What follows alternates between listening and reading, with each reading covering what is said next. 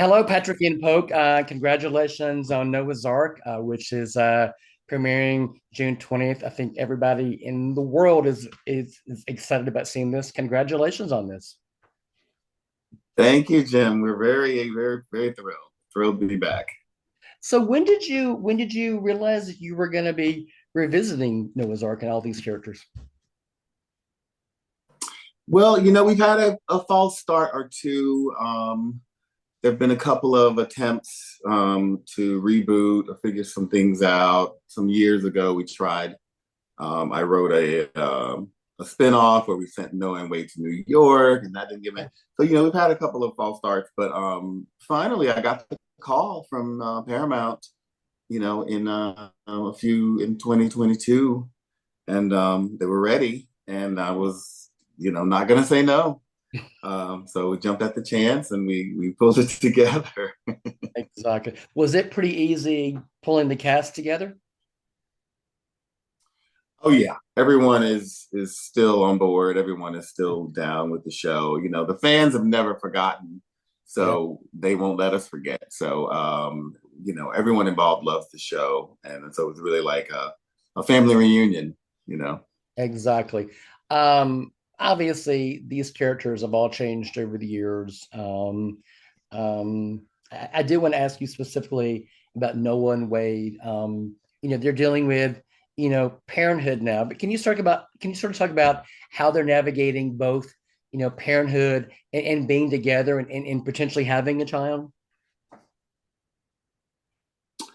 Well, they're facing what I think a lot of couples face when they decide to have kids now. Because like unless you're independently wealthy, Hmm. kids cost a lot of money, and so if you're a two-income household, you've got to figure out how you're gonna work everything out. A lot of people would love ideally to go down to be a one-income household, and so one parent can stay home. And for Noah and Wade, it's an interesting conundrum for two men because you kind of have the masculine energy. Whereas I think in straight couples, it's always assumed that the woman will be the primary caregiver for the children. But when you have two men, what is it going to be? And you have two men who both have careers. And so, when we meet Noah and Wade in the movie, they have already negotiated this out. Hmm. The deal was if we're going to have big kids, Noah's going to take some time off from work.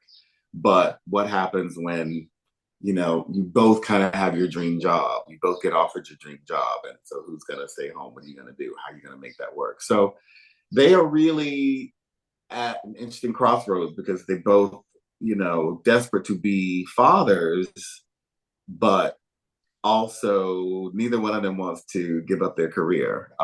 Exactly. So in the movie, we deal with figuring out that issue. Exactly. I don't want to give any spoilers away for the rest of the characters, but can you sort of talk about briefly about some of the other characters and what are some of the things they're going through and dealing with? Sure. We have it's interesting, when we started the show, these characters really they were, in their 20s, Yeah. 30, and now, here we are 20 years later, they're in their 40s and 50s. And so it's like that's a different point of view for gay men, for anyone really. And so in addition to parenthood for Noah and Wade becoming new fathers, we deal with, parenting unruly teenagers, Yeah. where we see Alex and Trey, whose little baby that we met in the last movie, Jumping the Broom, Yeah. is now a terrible, terrible teen. And not only a terrible teen, but a terrible trans teen. Yeah. So I think it's interesting to playing with this idea that, oh, just because you have a trans child and you happen to be a gay man who does drag like Alex does, or whatever, a gay man like Trey, that there's just going to be a sort of automatic camaraderie, compatibility, understanding. And no, a trans teen is still a teen, and they're Exactly. still going to rebel against your parents just like any other teen would. And so I think it's interesting to show that gay families are just like every other family. So that's really nice.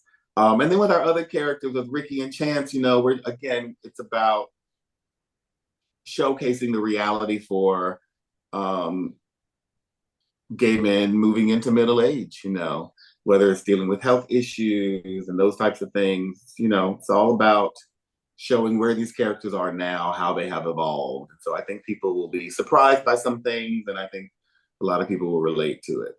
Exactly. These actors have played these roles for so long now. When it comes to talking about what's next, how do you sort of work with them on what how the character on what their arcs are going to be? How do you sort of determine where their characters are going next? No, I don't really work with them on figuring out the story. Okay. You know, it's really about me being true to these characters. You know, I've lived with these characters for over 20 years now. So it's really just about me looking at where we've gone in the series and what feels like the natural next step.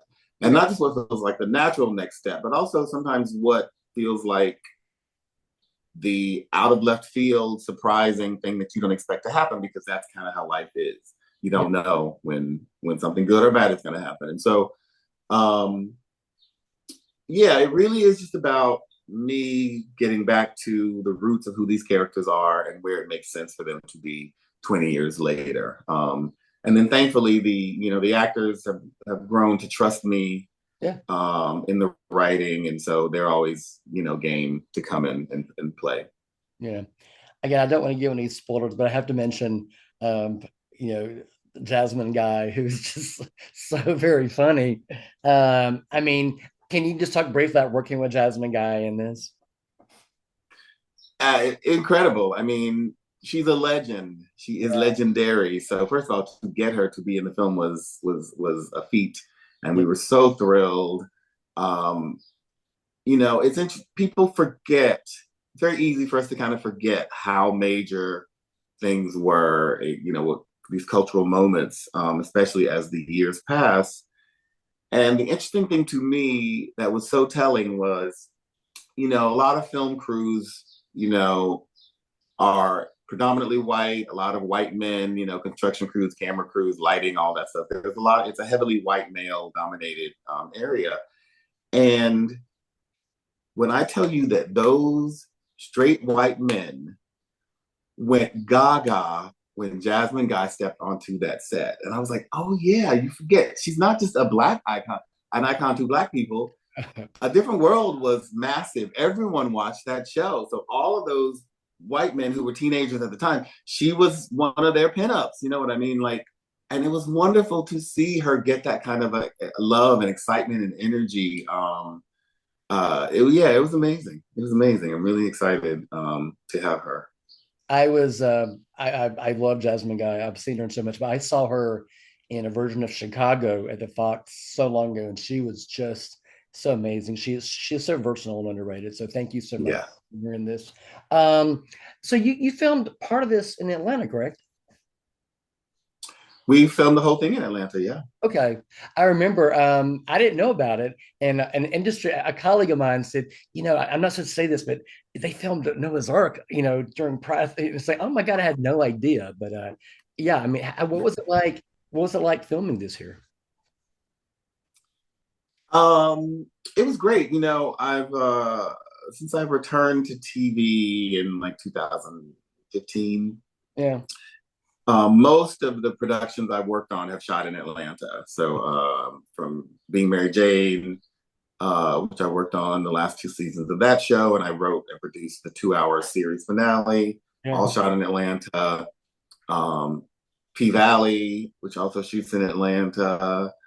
So I've been predominantly working there, and it just made sense financially. We're not a huge budgeted film, Yeah. so it just made sense. And it really, I've gotten to know the city and the production community there, and so it was very, very, it was surprisingly smooth and easy to kind of shoot Atlanta for LA and make everything look authentic and nice. And yeah, we had a good time.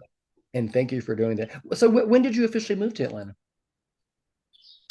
Um, well, I still live in LA, and not, but I guess I'm bi-coastal Okay. now. But after working there for a few years and renting, it just became it made sense to get a permanent home there, especially financially. Purchasing a home in Atlanta is not like purchasing a home in LA, where you have to be a gazillionaire. So I've been a resident, I guess, since 4 years. A good Okay. 4 years now. Yeah. I remember when Out on Film showed Blackbird. You were not living here at the time, but you obviously No. screened it. But anyway, I mean, talk to me about Atlanta. I mean, Atlanta has changed so much, of late with the industry here. And can you talk a little bit about being able to, as you said, be bi-coastal, live here and work here as well? Let's say that again. Can you talk about being able to live in Atlanta, for the most part, and be able to work here and have such a sustained career as well? You know, Atlanta has become, a hub of TV and film production. Like, it's undeniable. And the state of Georgia, there are a lot of issues with Georgia, but that is one area that they have really gotten right. And so being from the South, I'm a Mississippi native. I've got family in the area. It's you kind of get the best of both worlds. You get the best of the South, and you get the best of a big city. Yeah. And there's more than enough production support there now. So it really has become easier to film in a place like Atlanta than LA. And so having family there, it just has made it all very, very comfortable for Atlanta to become, a second home. Yeah. Noah's Ark debuted over 20 years ago. When did you first come up with the idea? I first had the idea in 2003, I think it was. And it was July 4th weekend, which is LA Black Pride. Mm-hmm. And I remember going to the kickoff party and walking in and kind of scanning the crowd, looking for my friends. And I just was struck with the idea that no one's making programming about this community. And this is a community that's viable, that have jobs and money, and people have flown in from all over the country and to attend this pride. They're renting hotel rooms and airline flights, rental cars, etc. So mm-hmm. I'm going to make a show. I'm going to do a Black gay Sex in the City, and I'm going to market it directly to the community. I'm not going to pitch it in Hollywood, because no one in Hollywood is going to say yes to this. And so that was a Friday night. I think that Sunday I put in casting notices. I came up with these character ideas. I started writing the script on Monday. And then we shot the first short film, which is called No Glove, No Love, which I think you can also find on YouTube. And it was just about Noah and Wade coming home from a date. They've been dating, and this is the first time they're going to have sex. Yeah. And the condom breaks, they don't have condoms, and so it's a whole thing. We introduce all the characters. When Noah calls the friends for advice and all of that. So, and that short film just like blew up. It was insane. And so I knew I was onto something at that point, and then just kind of kept it going, raised some money from a large group of successful Black gay men to shoot the pilot. And then we just kept screening, and we started getting all this attention. And then MTV logo came to me and said, "Hey, we've heard about the show you've done." The next thing you know, this series that I never thought would be on TV was on TV. Yeah. Like an "if you build it, they will come" kind of a thing, I guess. Exactly. Obviously, I'm sure you all are focused on the movie on June 20th. But has there been any talk about maybe turning this back into a series, or is that just for future talks? I think it's a very real possibility. Right. I am very, very hopeful. I think there's no doubt that the movie's going to do well. I mean, people are so excited. The fans have never forgotten about the show, and younger generations continue to discover it. It's almost like a rite of passage. At some point, some older gay in your life will introduce you to Noah's Ark. So my hope is that when we do perform well, that Paramount Plus will bring us in for a full series reboot. We are ready. We're ready to go. I'm very excited about that possibility. One more question. Just talk to me, if you can, about the legacy of the show and the millions of people it's reached over 20 years and its legs. I mean, it's never really gone away. It's always still there. People are talking about it, watching it, anticipating. Talk to me about the legacy. It's funny to me now, 25 years into this filmmaking career. Now I get Lifetime Achievement Awards and stuff like that. And, you know, I, people throw around words like icon and, they call me the father of Black gay cinema. It's all these lofty titles, which are fine. I accept them all with love and gratitude. But when I started out, it was really I was just an artist, a young aspiring artist that wanted to see myself and people like me, my community on screen. That was my goal. It was to see us on screen. It was very, very simple. And 20 years on, to have people still tell me how much the show meant to them in their journey, how many people tell me they were literally hiding in the closet watching the show, or keeping their finger on the remote, on the last channel button on the remote, in case someone walked into the room and they were watching it, they could quickly hit last and go back to, a football game or something. I mean, that alone kind of really highlights the importance of the show, and the fact that younger gays and everyone continue to discover it. It's great. It's like I think a true artist doesn't set out to get that kind of attention or that kind of response. It's about making the work as good as you can make it, and then you put it out there and you don't have any control over how people receive it. But it is a beautiful thing when work that you do has legs, people remember it, it's significant, people are still talking about it 20 years later.